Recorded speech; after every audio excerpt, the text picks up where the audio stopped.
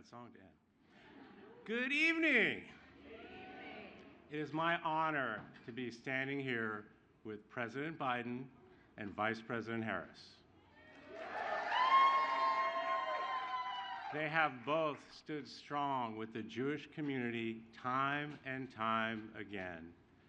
There is no one fighting harder to combat hate and to unite our country.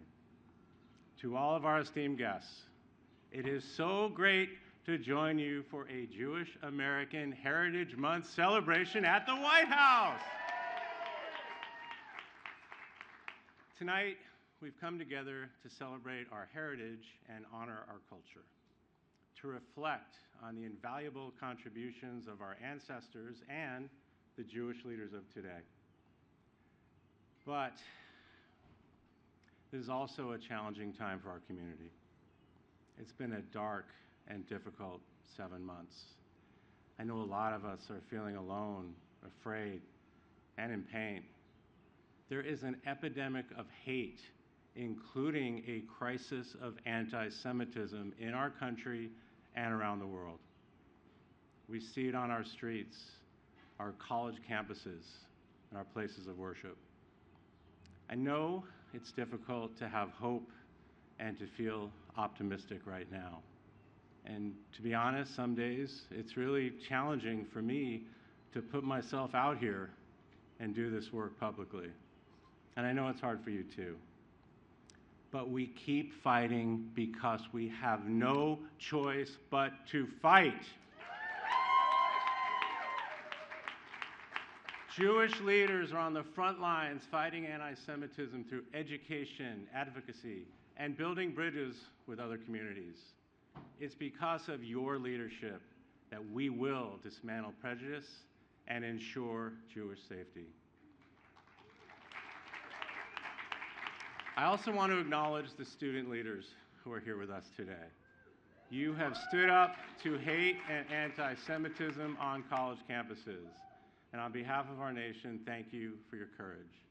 And let me be clear, we have your back.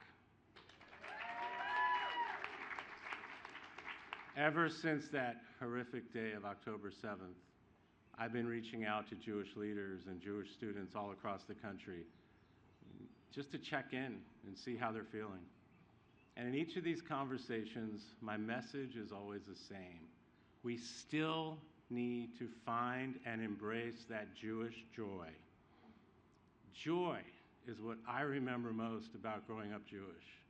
And it's what I've felt in some of my favorite moments as second gentleman, like returning to my Jewish summer camp and reliving the memory of being voted most athletic. Or when I attended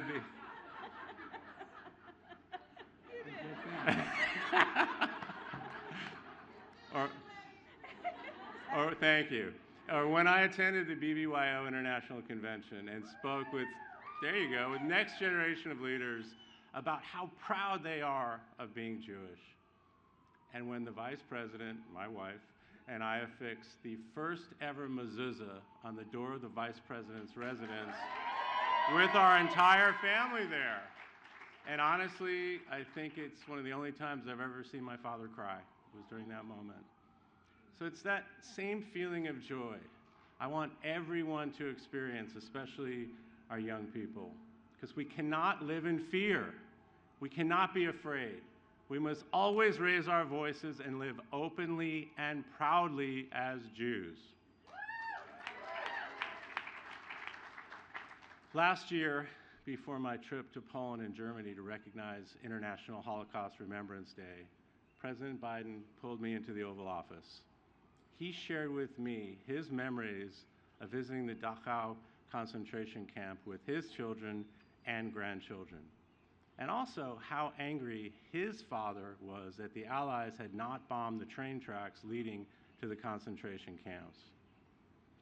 Then, in the immediate aftermath of October 7th, I stood beside President Biden as he condemned the pure evil Hamas unleashed into the world and staunchly proclaimed his support for the Jewish people and Israel.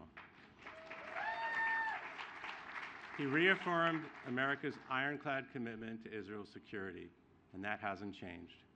President Biden and Vice President Harris are steadfast in their support of Israel and the entire Jewish community. Thank you. I am so grateful for their leadership, especially during these challenging times. So please join me in welcoming President Joe Biden.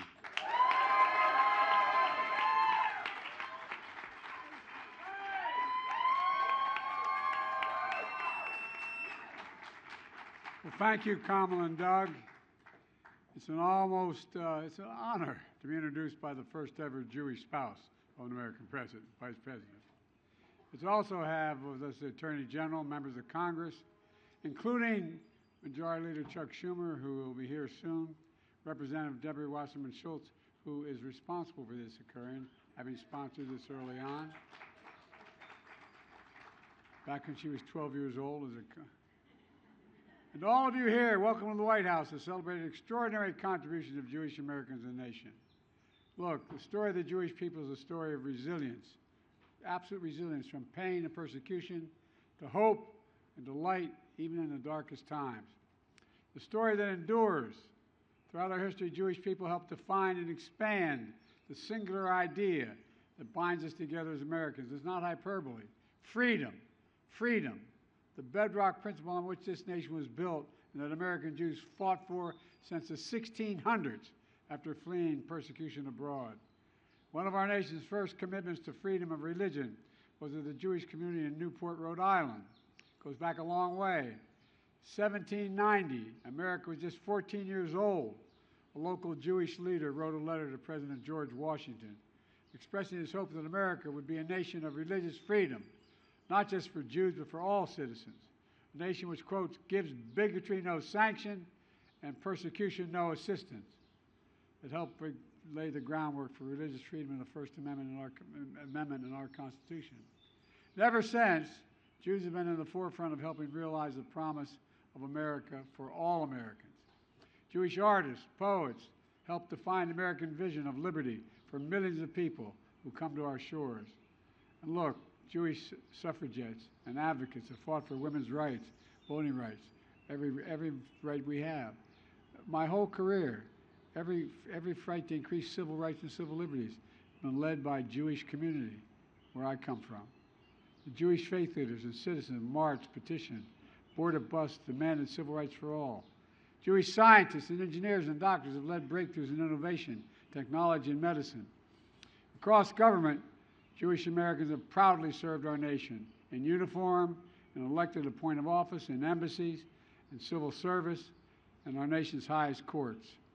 That's why Jill and I hosted the first ever high holiday reception at the White House. That's important.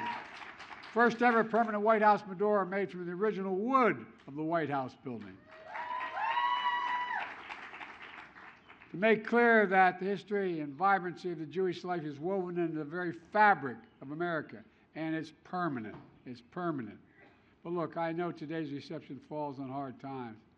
The trauma of October 7th and its aftermath of the deadliest day the Jewish people have undergone since the Holocaust is still fresh and ongoing with many of you. We have parents of someone being held hostage right now, and we're going to get them home. We're going to get them home, come hell or high water.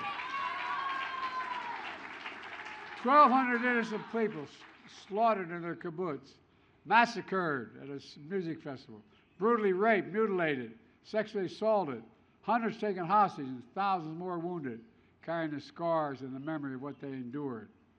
You all know someone, directly or indirectly, family, friends, who were stolen from you or in harm's way now.